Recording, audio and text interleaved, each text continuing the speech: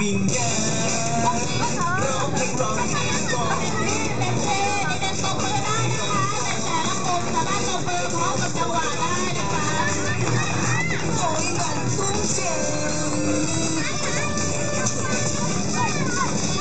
จะทำยังไงทำยังไงทำยังไงจะร้องเพลงไทยดีกว่าหรือจะร้องเพลงสกาอีกคนละบาสกา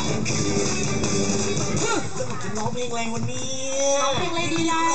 จัดไปเมาคีล่าสัตว์เมาคีล่าสัตว์มาสิครับตาจีตาทุกข์ไม่ต้องไปหมดเพราะว่าเราไม่หมดตั้งตาหัวตั้งตาเมา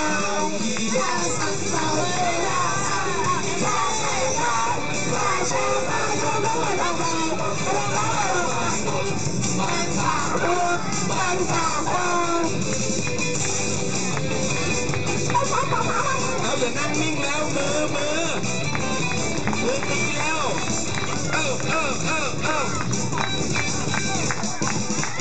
อยากจะมา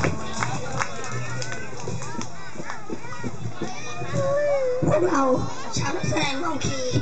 ขอขอบคุณที่รับชมการแสดงจนจบขอขอบคุณครับเอามือ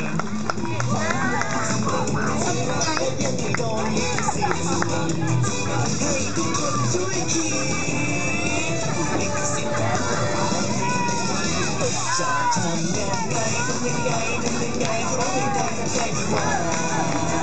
หรือจะร้องเพลงสกา